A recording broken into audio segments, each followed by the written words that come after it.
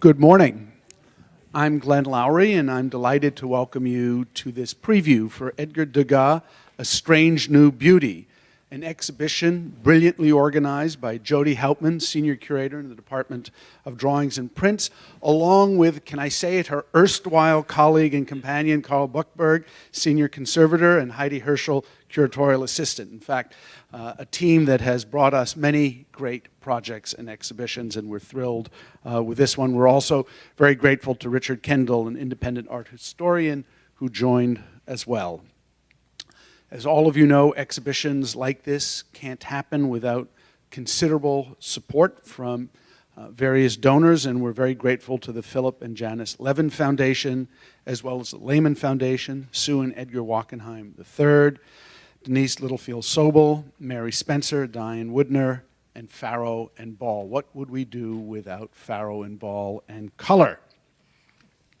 Also, we received an indemnity from the Federal Council on the Arts and Humanities, and as I often do, I can't emphasize enough how important that indemnity is, because without it, it would be almost impossible for many American museums to mount large-scale exhibitions that draw on loans from abroad. So Jody, here we are with A Strange New Beauty, and I want to start with, what is it about Degas' work that caught your attention today? Well, I think in some ways the show is very much about experimentation. You know, the monotypes, focusing on the monotypes is a kind of case study in that experimentation, and that's what really drew me to him. Just thinking about the way, when we think about the foundational figures for the artists in our collection, who are they? And Degas is certainly one of them. He's had incredible influence on artists of the 20th century, and part of that was the way he experimented. He always, really took things as far as they could go. I'm sure everybody knows what a monotype is, but talk about the monotype as a process and what Degas does to it. Well, to start, a monotype is essentially a hybrid of drawing and printmaking. It's a drawing that's printed, so the artist draws on a metal plate with black printer's ink, and then the plate is sandwiched with a piece of paper and run through a press. And the result is usually a single impression, and kind of you peel it off and there's a reveal. But Degas, who is always interested in using materials in different ways, in unconventional ways, he often would make a second pull and from that plate. And so he would use the ink that was left, and he would get a ghost image or a degraded image. And with that image, he would often enhance it with pastel, creating two works that were both the same and different from each other.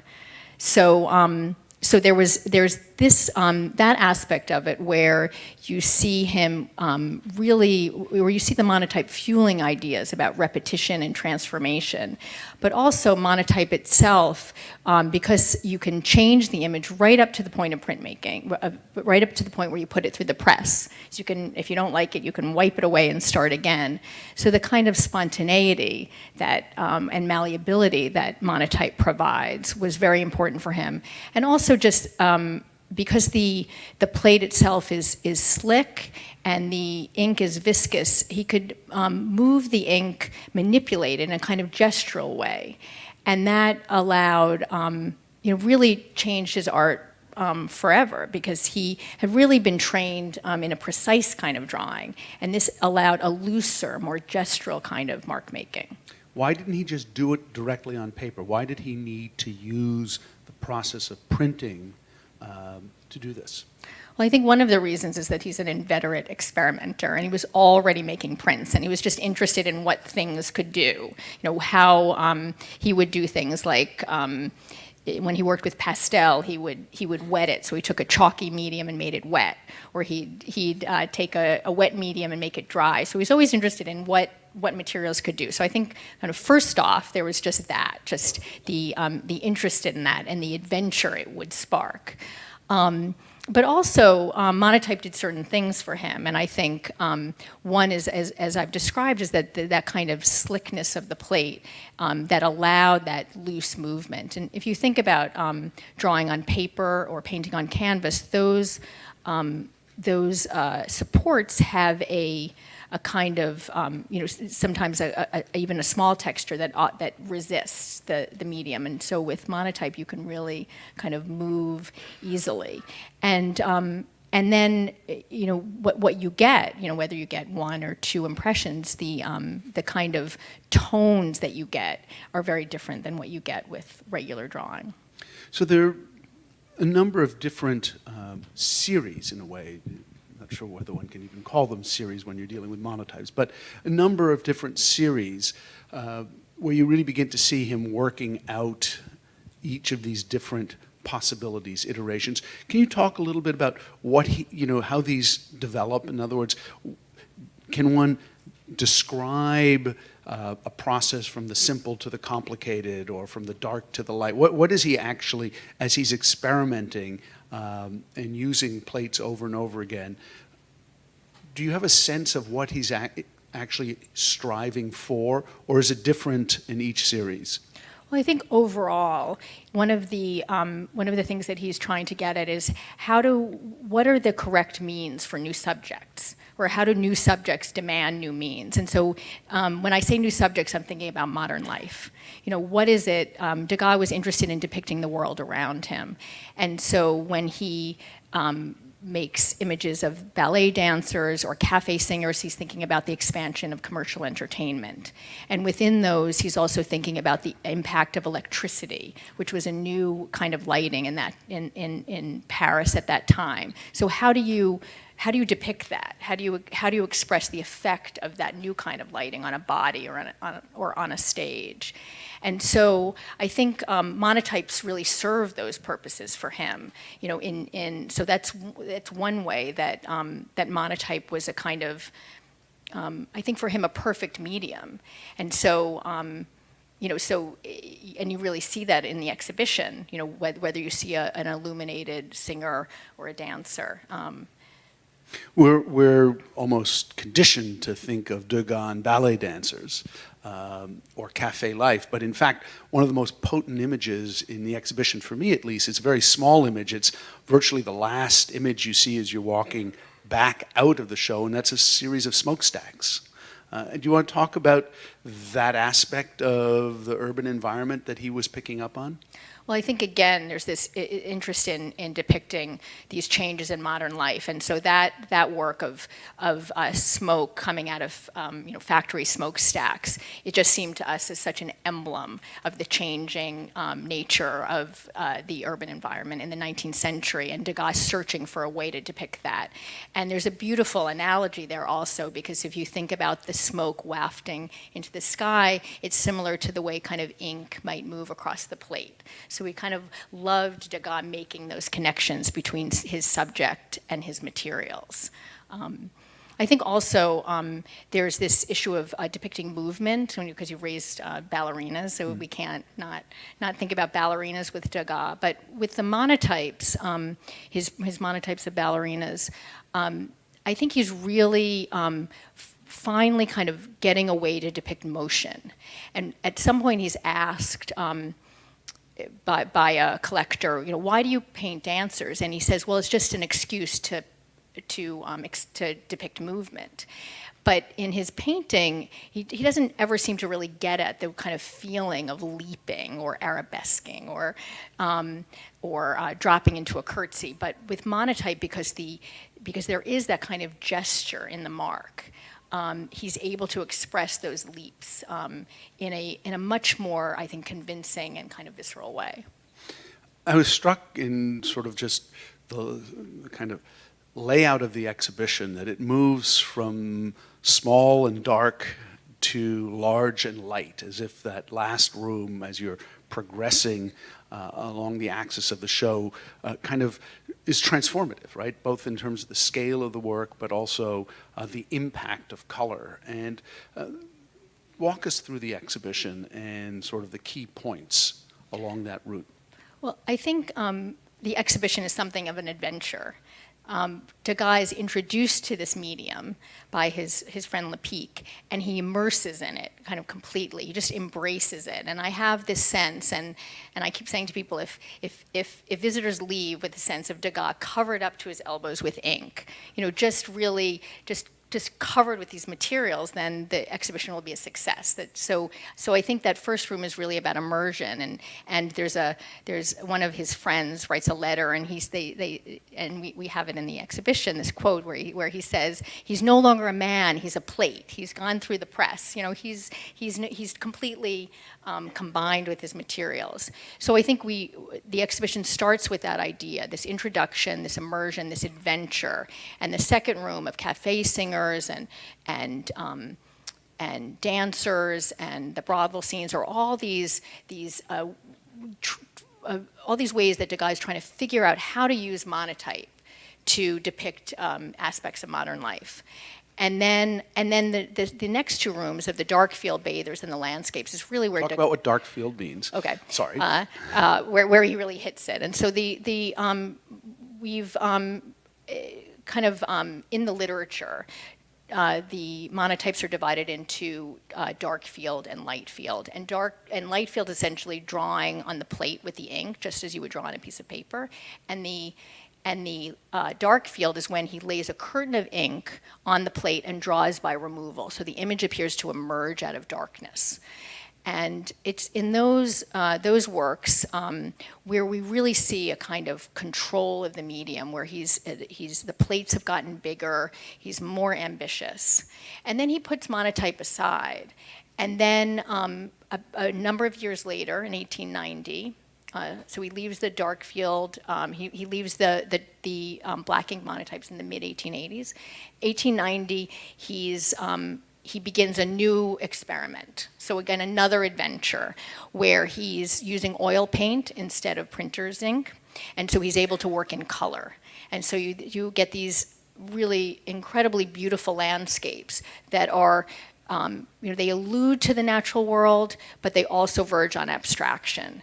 And you see Degas, really following what the oil paint could do in those prints. And I think those maybe are the most surprising moments in the exhibition for people who know Degas' work, because we know the dancers, we know the singers, but there's probably many people of our visitors who won't have any idea he made these landscapes. And I think when you look at them, you have to think, how could they have been made in 1890? I mean, they're so radical, so experimental, so so abstract. So that's where the monotype production ends. But in approaching the subject, we thought, well, what did monotype do for Degas? What did this adventure, this experimentation, what did it do for his practice more generally? And so that's what we try to answer in that last room, where the works get bigger and, as you say, more colorful. And so I think there are a number of issues we wanted to point out there. One is that from monotype, he understands that you can make two things that are the same and different. And so it fuels his interest in repetition and transformation, and this idea that a work is not a single thing, an image is not a single thing. There's always a possibility of another kind of image. And so, often when we think about drawing, our works on paper kind of leading to a painting as a final result. For Degas, there was no hierarchy there. It was just another opportunity to make an image. Like, let's take two dancers and let's make them in charcoal, and then let's flip them, and then let's remove one of the dancers, and then let's add the dancer back and add pastel. And so it's just this chain of images. So this idea about an art making process that's about endless iteration, endless innovation, I think is what we try to show in that last room. And then also what he learned in terms of handling of the pigment in monotype, the idea of getting his hands dirty, using his fingers, being more gestural. And I think you really see that on that very last wall of Bathers, where you see these walls that are made with his fingerprints, or even bodies made with fingerprints, or even the approach to the body, where you get these twisted and turned forms that really comes out of the monotypes. So when last seen in Henri Matisse, The Cutouts, Carl Buchberg was diligently peeling back thousands of strands of burlap in order to conserve the museum's swimming pool. Were there conservation surprises here? What did the research on these monotypes reveal?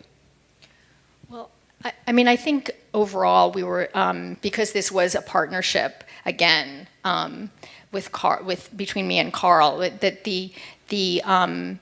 that we really focused on process, and we kept trying to answer the question: what did Monotype do for Degas? What did the process do? What did it encourage? How do materials or methods kind of make transform a work or make a work the way it is?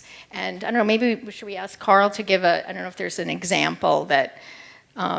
That he can, I mean, I can think of some where we learned some things, but I think. In the small video that you see when you first come in, we highlight both dark field and light field. But I think our biggest discovery and what we're trying to get across to our audience is that in many of the prints, he used both dark field or subtractive techniques and additive techniques. So sometimes he would go in and paint an entire veil of black, and then he would remove a little bit. Then he would actually, this better, no. Here, just give him mine. I could probably scream. Then he would take the brush and add, or he would use his fingers. So there was a back and forth between the additive and the subtractive.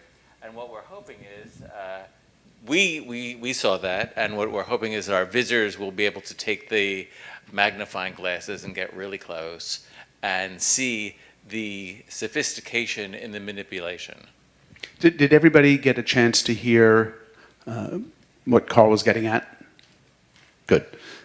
Thank you, Carl. As always, I do want to underscore that one of the great pleasures of working in an institution like this one is the depth of research that takes place here and the incredible work that curators and conservators do together as they peel back artistic processes to actually understand why and how a work of art is made. And I don't think anyone does it in a more exemplary fashion than you, Carl, and Jody. And so behind this exhibition, which is in many ways a feast for the eyes and a way of understanding how Degas saw Paris at the end of the 19th century, is also a deeply art historical exercise in understanding how works of art are actually made.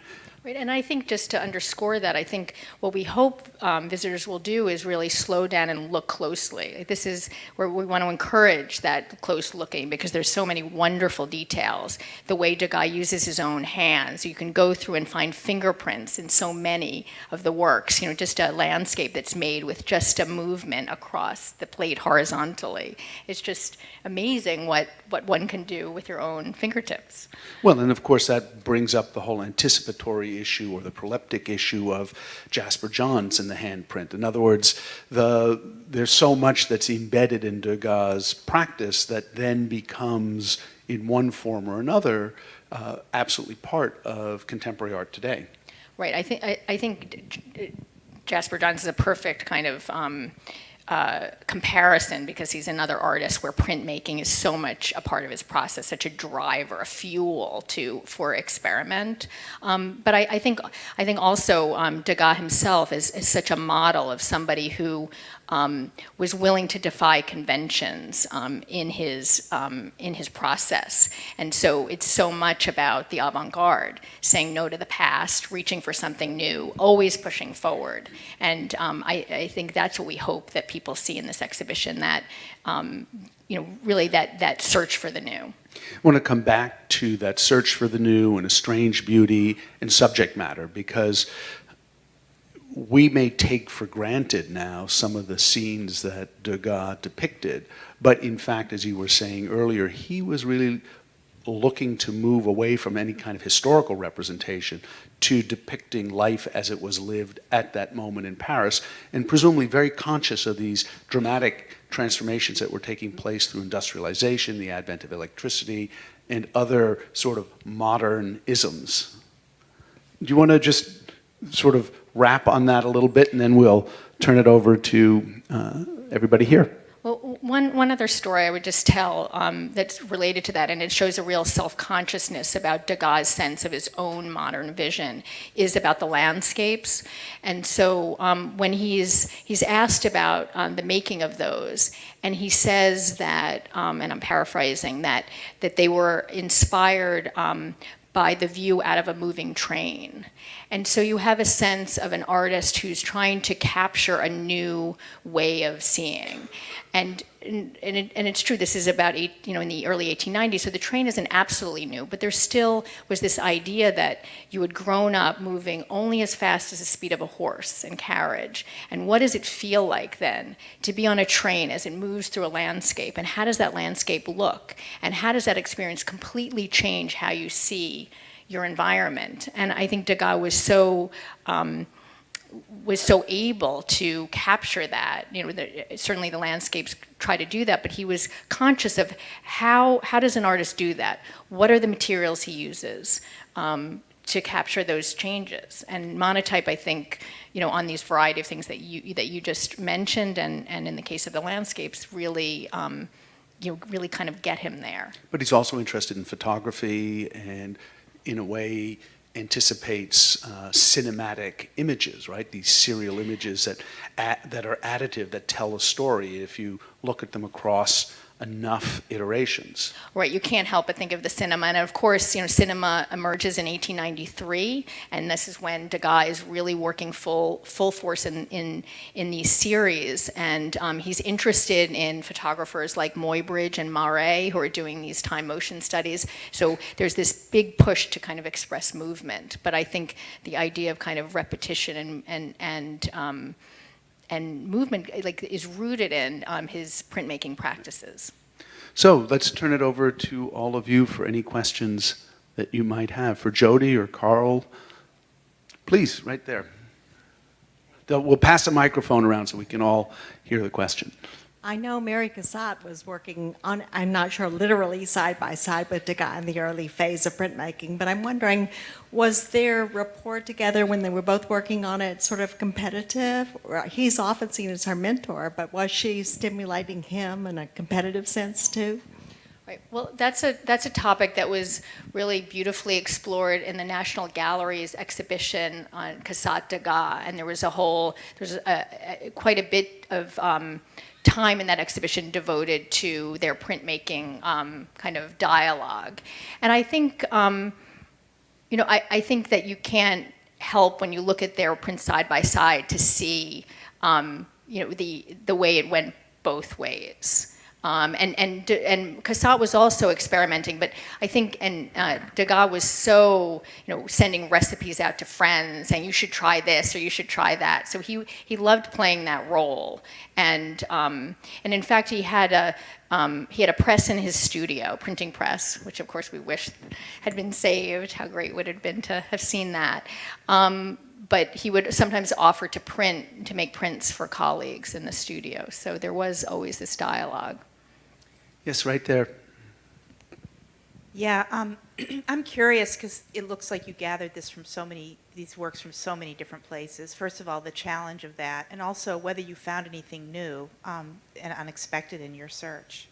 That's a great question, and often not discussed at exhibitions, which is what's required, the research, the cajoling, the seduction, the relentlessness of the curator in putting this together. Right. The relentlessness only matched by Degas' own tenacity, I think. So there are 89 lenders to the exhibition. There are 180 works in the exhibition, 89 lenders, half from the United States and half from outside of it. Half are public and half are private. So that just gives you maybe the sense of the landscape of trying to find these things. I think that there were certain works that we were just desperate to have. That's always the case. And And I think in terms of discoveries was really finding some of these cognate pairs, what we call the first pull and the first impression from the plate, the second ghost print that is then enhanced with pastel. And bringing those together, because they always come from different collections, and finding them at all, that was an enormous challenge, and one that we were just absolutely committed to making happen. So I think tremendous time was spent just tracking those down, because I think seeing those pairs is so instructive in what an artist can do with a single image, how much you can change it.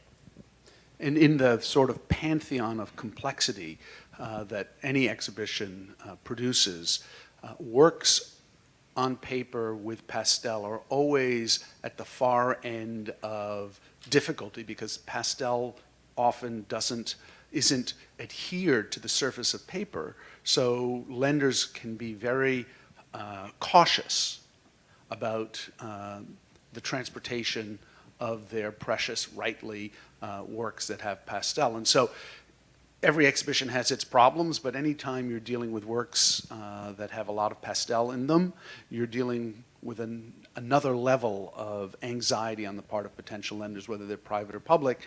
And it goes without saying that we're deeply grateful to all of those lenders who made an incredible effort to share their works of art with us. Some very infrequently traveled. It was just a tremendous act of generosity on the part of both certainly private collectors who are taking these things off their wall and often just leaving a space there, and our colleagues at other institutions. And I think Carl would agree with me, wherever we went, there was such curiosity about the research. We would visit various museums and look together with conservators and curators in labs and look under the microscope together. And I think that sense of curiosity, I hope that you can see it in the exhibition. And I might just do a shout out to Rusty Powell at the National Gallery, which was a major lender to this exhibition, and his belief in this project and willingness to support it ensured that a number of absolutely critical works were here, but so did many other lenders. We'll take another question. In the back, yes? I'm assuming it was an oil-based ink that was used for the monotypes, and I was wondering, was it also oil-based pastels, and is there an issue with adherence of the pastel over the ink? I'm going to turn that one over to Carl.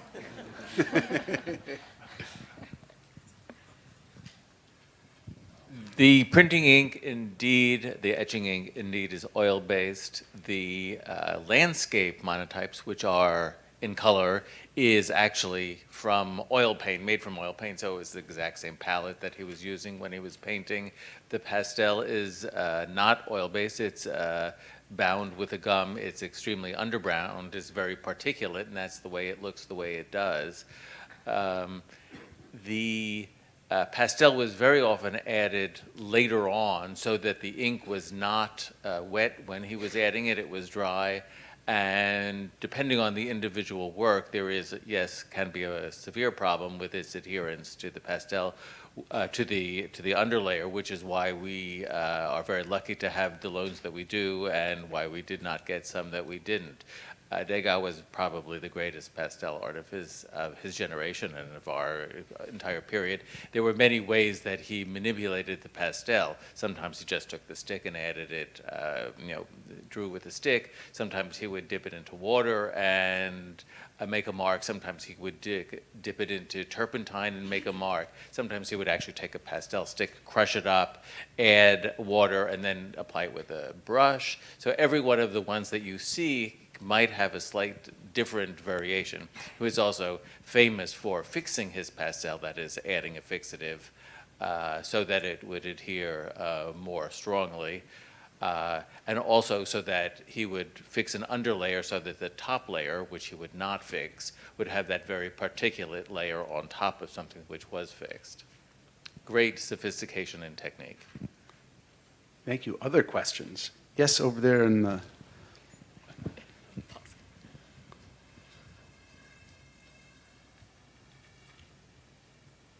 Thank you, and thank you for a wonderful show. It's beautiful. I just came from the Commission on Status of Women, which has been going on for 2 weeks, and it's so striking to see these brothel pictures. Beautiful and offensive at the same time, and it wasn't clear what his relationship was to. In fact, it's raised in the little script. Did he have an offense towards them? Did he understand them? He also, as someone pointed out, seemed to have a relationship to the injustice of the women doing the laundry work, understanding the beauty of it aesthetically, but also the pain of doing that kind of work. Do you know more about his relationship to prostitution? Thank you. Well, I think what I would say is that as part of his interest in depicting all aspects of modern life, so whether it's commercial entertainment or commerce in the sense of, in the case of the brothels, it was his interest in depicting all of those places. So for him, the brothel was another site, like the laundry, like the cafe, like the ballet, to depict. So it was part of that landscape that he was interested in. But the question is a good one, and certainly the issues of prostitution in late 19th century European and especially French art is an important question in terms of where artists located themselves along a very big spectrum. Right, and I think that you can also, there's different ways to see these works. Like you said, I think you yourself said they're both beautiful, and I can't remember the other offensive that you used, and they've been seen since Degas' nudes. Not only the monotypes, but other works have been seen in both ways since they were first seen in the 1880s. So critics have been kind of on both sides of that divide. Are they, are they? Someone describes them. Do they show the gaze of a surgeon, so very realistic, or are they more kind of difficult or voyeuristic? And I would say, like, this is a man making images of a woman, sometimes in private spaces. So there is an inherent voyeurism there. Like, we can't, like, it's there, right? But I think that also one of the things that we see in these images is a deep sense of privacy. And that's in the room that we've been calling these dark field bathers, where he somehow taps into how to depict privacy, like really isolation, insulation. And so I think it's both. You said it yourself. I think it's really both ways. There's multiple viewing positions here. Thank you. An excellent question. Others? Thank you, Lee. I was wondering. I could not go through a morning without a question from you. Maybe I'll pass. It may be a stupid question. I wanted a little more about the reason for the abstraction in the landscape all of a sudden. It's such a startling change. Now, the moving through the train is one thing, but was there something deeper going on? What drove that move to abstraction, which was, as you said, very radical? Is there any more to be said about that? Great question, in fact. I think that that one reason is really an interest in materials, and we could maybe bring Carl in again. But oil paint is is a more liquid medium than the printer's ink. So when you lay it on the plate, it responds to the press in a different way. And so I'm sure if we look at the work behind us, where you have that emerald green, what we've been calling the smush, where he would have laid this ink, the oil paint on the plate, and then as the press, it would have been a lot of oil paint, and as the press went over it, it literally smushed it. And so you get something that's both, that doesn't really have a narrative function, but it has a kind of pictorial function. And I think he was someone who was so deeply attuned to how his materials worked, and then how to transgress them, how to make them do something that they were not meant to do. And I think that the oil, in some ways, this is a case where materials or an engagement with materials actually does push an artist to go somewhere that maybe he or she wouldn't go to, which is abstraction, which wasn't, again, I think when you look at these and you think, I can't believe these were made in 1890, but I think there is something materially there that pushed him in a certain direction as he was working on the press in 1890, the first time he kind of delves into these landscapes. I don't know, would you, Carl, agree with that about the Yes, I think reaction of the pigment? one of the discoveries, and you'll see when you look at the video, is that we visited Jungle Press in Brooklyn and made monotypes with the two master printmakers. And we did both dark field, light field, and also landscapes in oil.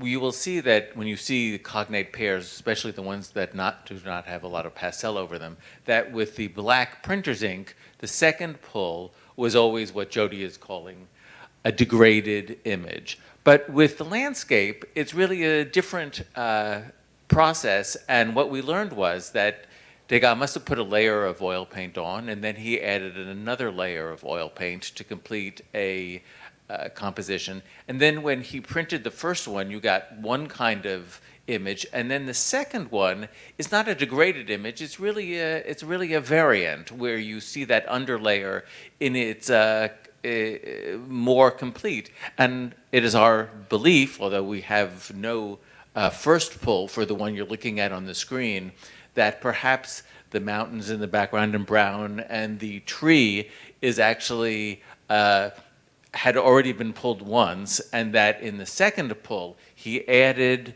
the oil paint, the green blob, as we call it, and then the pressure of the press pushed it down. So the landscapes do have that added chance as part of them.